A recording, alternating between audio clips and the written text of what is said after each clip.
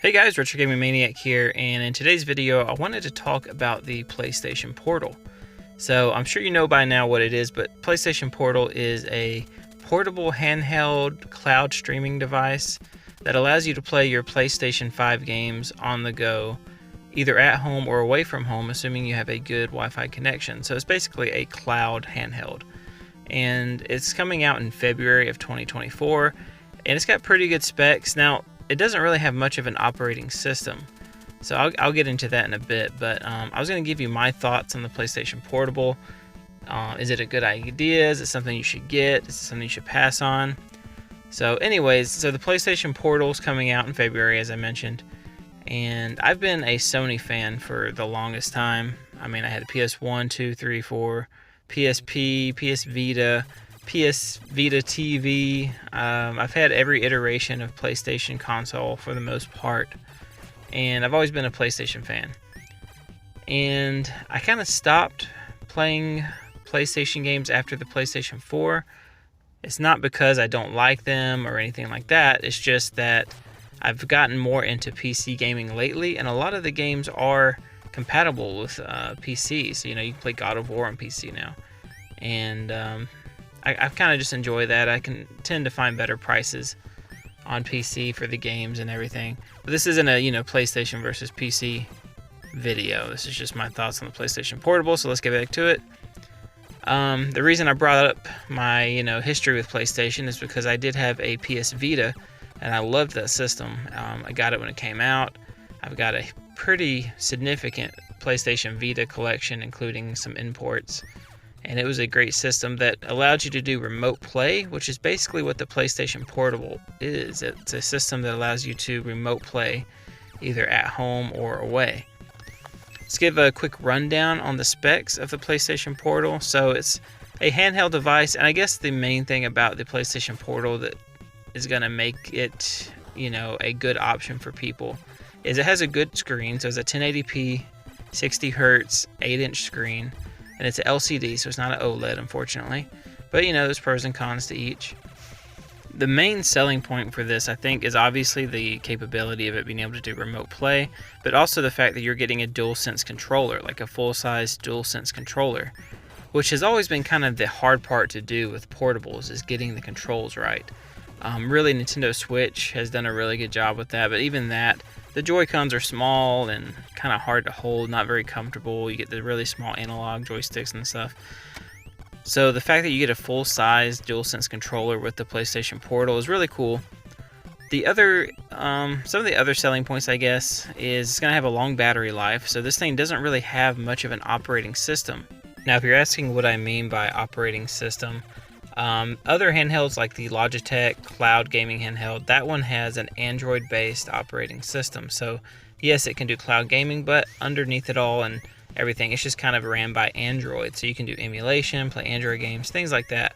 And that's kind of the route I was hoping the PlayStation Portal would go, because it would be cool. Yeah, I mean, streaming the games from your PlayStation would be great, but it'd be cool if you had a little something else to do on that handheld.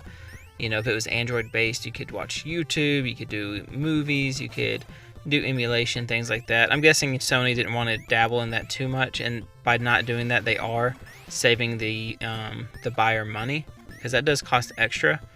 But I would have liked to seen some kind of operating system. So if I don't want to stream, or let's say my internet is just not quite good enough to actually make this thing useful, like if I'm away from home and I have my hotspot, but my signal's not great, I can't really play this game or this console, because it's going to be, you're going to be getting the low signal warnings, you're going to get a lot of stutters and lag. So having like an Android operating system baked into it would have been, because then you could just, play some local games, play some Android games, do some emulation, something like that you could do on an Android tablet. Would have been cool in case you don't have a good internet signal. But some of the other things about this, so good screen, good battery life. They're saying about 6 hours of battery, and this has just been from multiple YouTube videos I've watched. People are saying that's about the average battery life. So good speaker, screen, battery, good controls, obviously. The one downside is you cannot do Bluetooth with this, so you would actually have to use the PlayStation Link headset. So this thing does have the headphone jack, 3.5 millimeter, but I believe you have to use the PlayStation headset, which is kind of lame. Almost, I mean, having a device come out in 2024 that's not Bluetooth compatible is just kind of mind-boggling. But I'm guessing it's because A, this thing doesn't really have much of an operating system, or B, because you're technically doing remote play, you would need to be in the same room as your house and then sync your Bluetooth to your actual PlayStation and not the PlayStation Portal. Either way, it's a weird thing to not have Bluetooth on a device, which is another reason why I thought personally they should have put some kind of Android operating system or their own like custom operating system so you could do things like this. Looking at the price, it's going to be $199, so not a bad price. The controller itself is like, you know, 60-70 bucks already, so getting a full, you know, screen attached that lets you do remote play for a little bit extra is not that bad. Price wise, it's fine. My main concern with this is who is it for? So most people are going to have smartphones, so you can actually hook a PlayStation Jawbone controller to your smartphone and do the same thing. You can do remote play. It's super easy to hook up. So I'm guessing they're making this for people that don't have a phone that's compatible, or people that just want the full DualSense controller, you know, option and a bigger screen. It is an 8-inch screen, which is nice. But honestly, there's so many other options out there today. You got the Logitech's, you know, cloud gaming device. You've got your cell phone. I'm pretty sure you could probably get it working on the Steam Deck. You can do it on tablets. There's a lot of options out there. And at least the price is not bad. $199 is not a bad deal for this. And I guess if this is, you know, your best option, then go ahead and go with it. It's not a bad thing. It's gotten pretty good reviews. People are saying the, you know, input lag is almost not noticeable.